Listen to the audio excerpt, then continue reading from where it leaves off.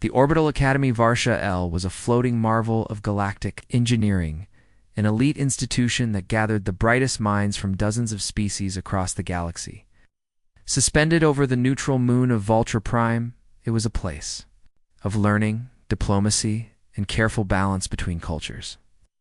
The Academy's goal was simple: mold future leaders, scientists, and diplomats in a shared space where species could grow together. Its classrooms were filled with the scions of influential families, hand-picked talents, and government-sponsored students from every corner of the known star systems. And into this academy walked a girl named Elira Quiet, observant, unremarkable. By design, she wore the dark robes of a galactic core exchange student, had the standard-issue neural translator node tucked behind her ear, and carried herself with modesty and care. Most who looked at her assumed she was from some fringe colonia, a small planet of minimal consequence. Her features didn't match any dominant species, but this was common enough in the melting pot of the galactic core that no one thought twice. But Elira wasn't from the core. She was from Earth, in official records. Earth was a quarantined, undeveloped death world located on the edge of mapped space. It had a reputation, one wrapped in mystery and myth. Reports described it as a violent world, teeming with unstable weather, apex predators, and a sentient species that had somehow survived countless extinction-level events. Humans were officially non-aligned.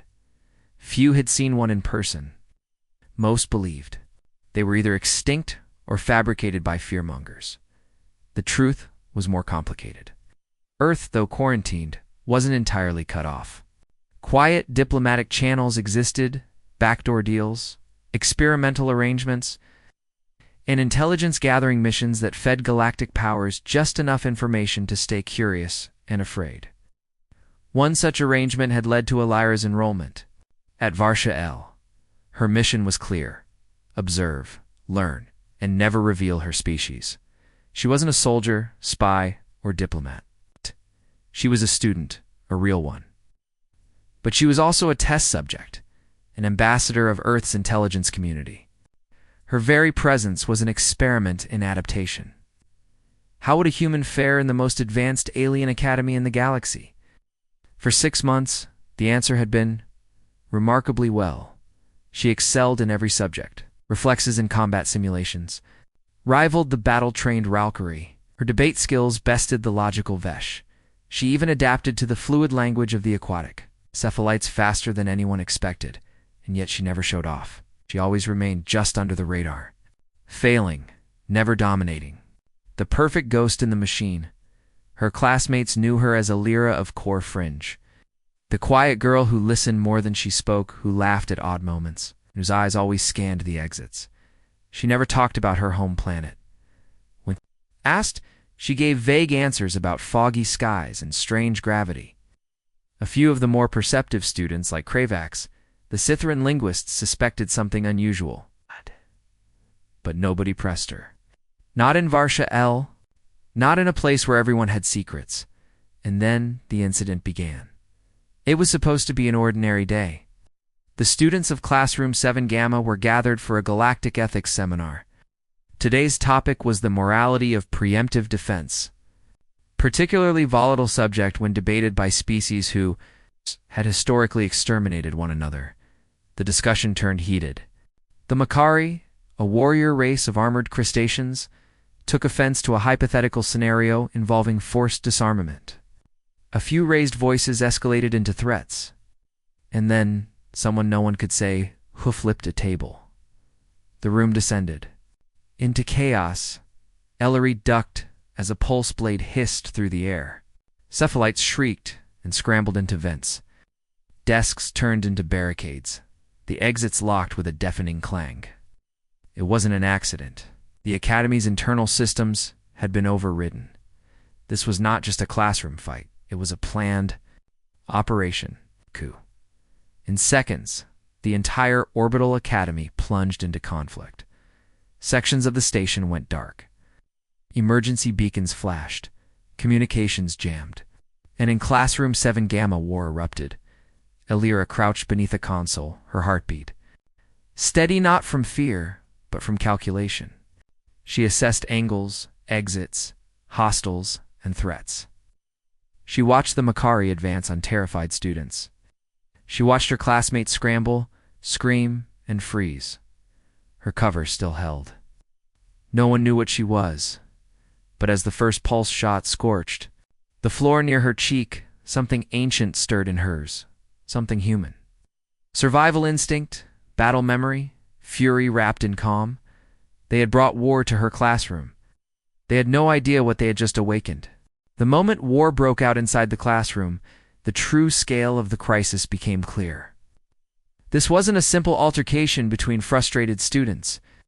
It was an orchestrated uprising, carefully planned and executed to turn the academy into a war zone. The Makari didn't act like panicked students. They moved like trained insurgents. With chilling precision, they established dominance over key points in the classroom ceiling, the doors, hacking the panel to override oxygen regulation for aquatic species, and taking several students hostage. To assert authority, these weren't just angry kids. They were part of a larger agenda. The station-wide systems had been hijacked, power flickered, communications dropped into static. Security droids never arrived. All across the academy, similar insurrections ignited. Reports shaky, fragmented, suggested coordinated rebellions in at least 6 other classrooms. The Makari and their allies, the militant Karvik, and several rogue factions from the warlike Zarin enclaves were attempting to seize the academy. Their goal was unclear: political leverage, territory claims, or perhaps a simple demonstration of power. Whatever it was, they were making a violent statement. The galaxy was about to listen. Meanwhile, Classroom 7 Gamma became a pressure cooker. Confusion, fear, betrayal, the Lavani. Students peaceful and empathic lapsed under the stress. The Vesh tried to negotiate and were silenced with the blunt end of a plasma rifle. One Karvik thug began dragging a shrieking Talari student toward the hallway, laughing as he went. And through it all, Illyra remained still, not frozen, but waiting. She wasn't overwhelmed. She was calculating. Under the flipped console, she accessed her neural implanta covert Terran intelligence tool, disguised as a basic translator. It gave her a low-resolution scan of the room, positions, heat signatures, pressure readings. She saw that most of the attackers weren't paying attention to her. She was still just the quiet core girl, unarmed, insignificant, until the warlord's nephew noticed her. He was a hulking Makari with bioetched honor markings burned into his carapace. Smirking, he dragged the Talari close and pointed a rifle at Illyra, mocking her stillness. "Get up," he sneered in broken trade. "Tongue, or I shoot both." She looked up slowly, her expression unreadable. "Back away," she said softly. The other students barely heard her. The warlord's nephew laughed, not understanding the words. What dialect is he didn't finish? With a blur of motion, Illyra lashed out with a kick, precise and perfectly timed, driving the point of her foot into a joint in his armor. The impact echoed like a drumbeat. The Makari warrior was launched backward into a wall, its rifle spinning uselessly from his claws. The room fell silent. Time seemed to freeze as dozens of eyes turned to her. She stood up, dusting herself off, and met their gaze with something ancient in her expression steel. Purpose. "Fire," one Scytherin whispered. "What species are you?" Illyra looked around the room, then replied calmly, "I'm human." The word struck like a thunderclap. For a moment no one moved. The meaning of that word rippled through the room, leaving a trail of disbelief, awe, and most of all fear. The myths of humanity were still whispered in elite military academies and dark diplomatic meetings. Stories of a death-world species that survived by evolving with violence itself. Beings who had war not just in their history, but in their instincts. There were few actual Terran records in the galactic archives, and most were heavily redacted, or shrouded in rumor. The most terrifying rumors claimed humanity had nearly annihilated itself and survived anyway, to the Makari and their allies. This was a nightmare made flesh. One of them had been sitting among them the entire time. More hostiles charged toward her. A Karvik with a bonesaw blade, Zarn wielding dual stun spears. Lyra's mind entered that familiar, Terran combat, state, hyperfocus, rapid response. She didn't fight like they did. She didn't block or absorb blows. She moved through them. Redirected momentum, used improvised weapons. Her blows weren't just meant to wound, they broke morale. In 60 seconds, 5 attackers were down. None dead, but all incapable of continuing. The remaining students stared at her in awe, even as she turned back to them. We don't have much time. Reinforcements are coming. We need to regroup. Still stunned. Kryvax, the Sithran, asked. You're not here to fight, are you? Alira shook her head. No, I came to learn. But they brought war here. She glanced toward the hall where more fighters gathered. Now, I teach. The moment, the classroom stopped being a place of learning. It became the birthplace of resistance. The moment Alira revealed she was human, the entire dynamic of the conflict inside Classroom 7 Command eventually across the academy shifted. Until now. She had stayed hidden in plain sight, careful not to draw attention to herself. Her mission was to blend in, not to stand out. But the brutal incursion had crossed a line. The Makari and their allies hadn't just disrupted learning, they had attacked civilians, silenced the peaceful, and declared war within the walls of an educational institution. Dottler couldn't stay quiet anymore. Earth didn't train cowards, and now that her identity was out, she leaned into it. After disabling 5 attackers in less than a minute, Alira didn't pause to celebrate or gloat.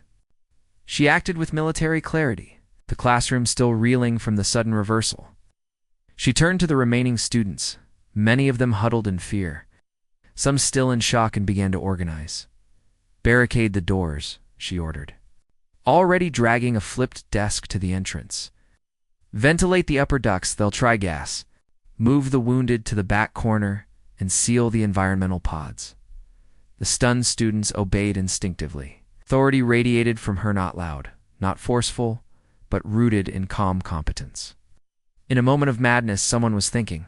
Clearly, that clarity was contagious. The first makeshift defenses went up. Plasma-resistant panels turned into shields. Classroom furniture rearranged, created cover. Aquatic and low-gravity students were placed and stabilized. Safety zones. Larak accessed the local network through her neural implant, something none of the others could do without an Academy-registered clearance key. Hers, hidden behind Terran. Encryption allowed access to sealed emergency protocols. She downloaded basic schematics of the surrounding decks and security, hatch layouts. Then she saw the bigger picture. The takeover was spreading. Entire sections of the Academy had fallen. The Makari had moved fast, coordinating with Karvik and Zarn squads to divide and conquer the academic zones. Admin towers were silenced.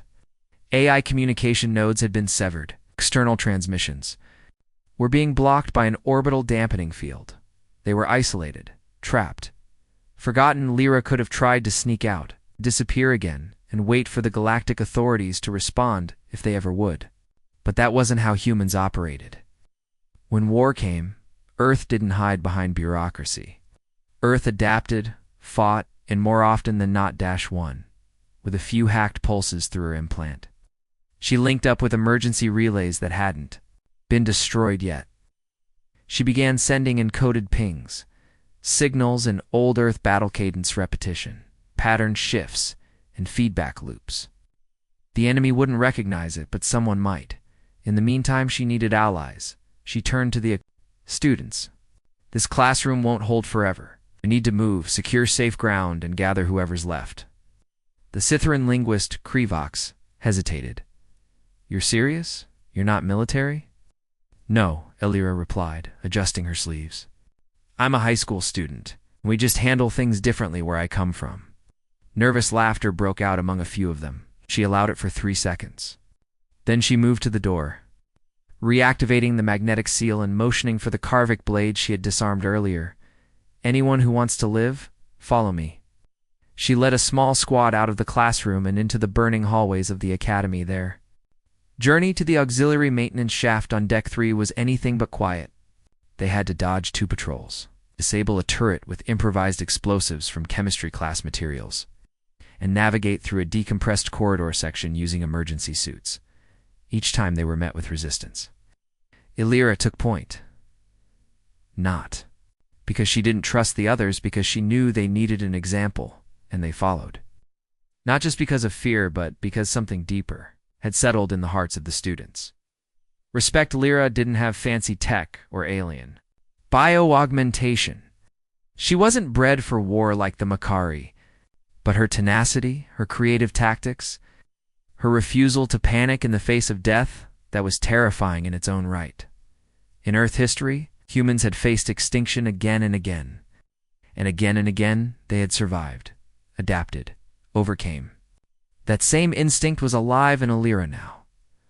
By the time they reached the hidden shaft, Lyra had saved 12 students. Species that had never trained for combat, that had been mocked for their weakness, now stood behind her, clutching stolen rifles and broken blades with trembling hands. She looked at them. "You're not soldiers," she said. "Neither am I. But we have something the enemy doesn't, a reason to fight." She gestured to the chaos behind them. They brought war to a classroom. To students, that makes them monsters. And monsters lose when we stand together. She didn't raise her voice. She didn't preach. But in that moment, a dozen terrified, untrained students believed they could win, because one human had shown them how. Lyra's small group had survived the first chaos of the classroom assault, deep in the forgotten infrastructure of the orbital academy. She set her mind to the one thing humanity had always done better than almost any species in the galaxy. Turning survival into resistance, the abandoned maintenance shaft on Deck 3 became their first stronghold. It was cramped, dark, and half filled with neglected storage units. But it had advantages: multiple exits, hidden power lines, and a broken AI interface she could partially override using her neural implant. While the other students were still recovering emotionally and physically, Lyra was already sketching out plans on the walls using grease and old wiring. She didn't need perfect tools. Humanists never did. The group now growing as more survivors were rescued included beings who had never held weapons before. Some had photosensitive eyes, delicate skin, or no real combat instincts at all. But Lyra didn't train them to fight like warriors. She trained them to think like humans, to outmaneuver, to anticipate, to adapt. That was the core of Earth's survival, ingenuity in the face of the impossible. Her first lesson: you don't need to be stronger, you just need to be smarter for longer. She split them into pairs, each responsible for a different task: reconnaissance, trap building, sabotage, communications, and medical triage. Within hours, they began rebuilding the shaft into a resistance command center.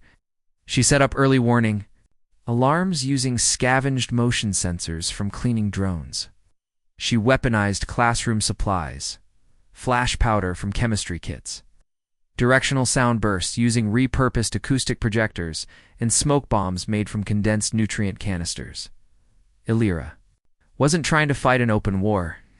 She was playing a different game, asymmetric warfare, and the enemy didn't realize it yet. Meanwhile, the Makari-controlled zones were descending into overconfidence. Their leaders assumed they had already won with the Academy's main power. Grid under their control and the central AI still offline, they believed they had no opposition worth mentioning. The few skirmishes with rogue students had been dismissed as isolated flukes. They hadn't yet realized they were being hunted. Lyra's team began hitting them, in waves not with frontal assaults, but tactical strikes. A Makari patrol in the hydroponics lab was taken out with nutrient vapor mixed with flashbangs. In the art wing, a squad of Karvik soldiers fell into a trap built from hanging sculptures and monofilament lines. A data relay station was destroyed by 3 students who had never held a weapon before that week, using nothing but knowledge from a physics lecture and Lyra's guidance. The attacks were fast, terrifying, and precise. The enemy would arrive too late, find their squad unconscious or tied up, and see messages scrawled in red ink on the walls. "You started this. We're ending it. We are still learning. Are you?" This is a lesson in consequences. Panic began to set in. The name Lyra began circulating among the enemy ranks. At first, they thought it was a code name or the designation of a hidden Terran operative. But soon, captured patrol logs and internal chatter confirmed the impossible. She was just a student, a human student. That word struck a nerve across the species involved. The Makari, proud and martial, had grown up with stories of the apex ghosts, the lost race from Earth that had once made weapons, capable of burning planets and had destroyed themselves in wars of fire and sky. The Karvik considered humans extinct. The Zarn had recorded only brief historical contact with Terrans, but even they knew enough to fear them. Now that fear was beckoned. It wore a student's robe and wielded improvised bombs. Back in the Resistance's stronghold, Alira sat with Kryvax and two others as they drafted their next plan. She wasn't interested in just surviving. She wanted to reclaim the Academy. The symbolic weight of taking back the halls of learning from warmongers mattered especially to Earth. This place was meant for peace. She said, "That's why we fight. Not for revenge. For purpose." Kravex nodded. "Do you think we can really win?" She looked him in the eye. "We already are." Her words weren't bravado. Every successful ambush chipped away at the enemy's unity. Every victory inspired the other survivors who began crawling from hidden rooms. Fearful but desperate to help. Soon her team was no longer a dozen misfits. It was a movement. Each one carried a part of Earth with them now, not in blood, but in spirit, in cleverness, in stubborn resistance. The Academy hadn't just become a battlefield. It had become a lesson in humanity. The final confrontation was inevitable. Alira knew it from the start. Over the course of 4 grueling days, what had begun as a massacre in Classroom 7 Gamma had transformed into a resistance movement that spread like wildfire through the Academy's shadowed halls. Thanks to Alira's leadership, the students had adapted, improvised, learned, and most terrifying of all for the enemy, they had started to win. The Makari and their allies, once overconfident and brutal, were now panicking. They were used. 2. Breaking things. Overwhelming force. Smash and conquer. They hadn't planned for a human insurgency, especially not one that turned every corner of a school into a tactical puzzle. They couldn't predict Alira's next move. Their patrols were constantly ambushed. Their equipment was sabotaged. Food supplies began vanishing.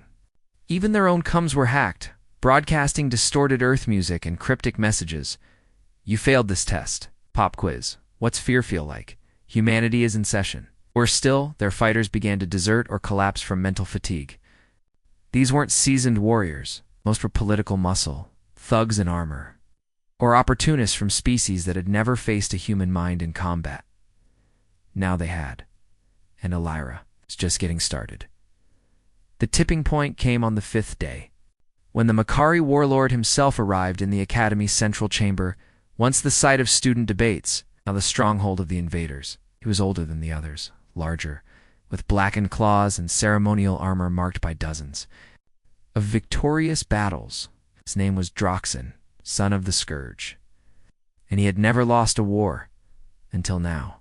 His soldiers brought him reports of the ghost girl who had led the resistance, a human, a child. Droxin dismissed them at first, thought it was a fear tactic, a morale story.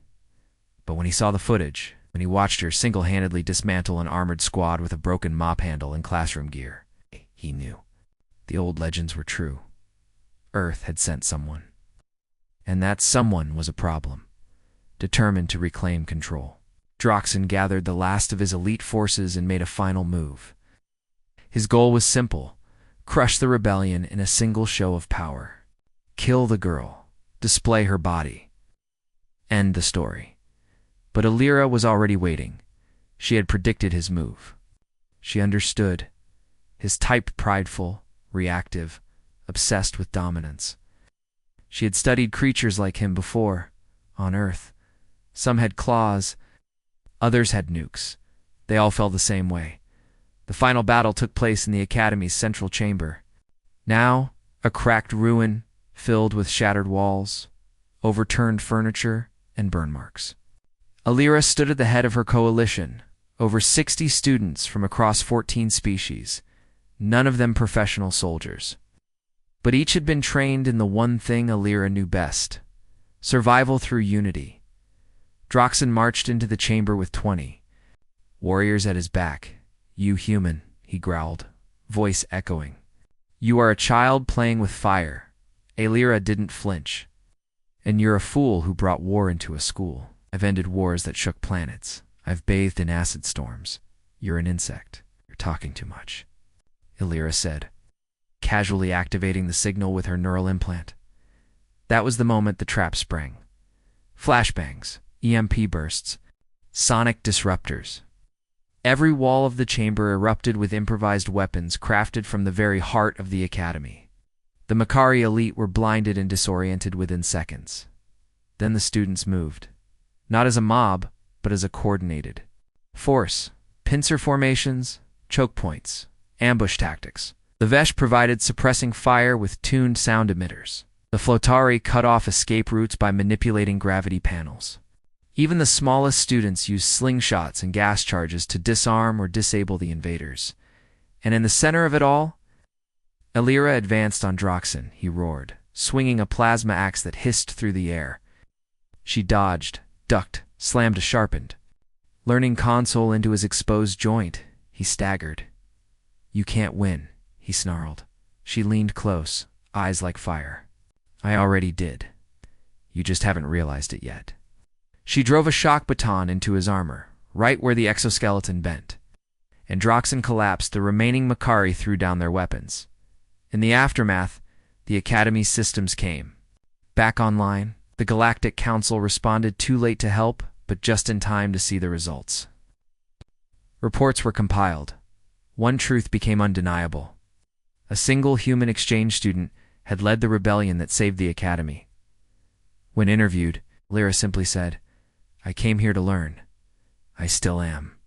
But sometimes the best lessons are the ones you teach by fighting back." And across the galaxy, her name became legend. They started a war in her classroom. They didn't know she was human. Now they'd never forget.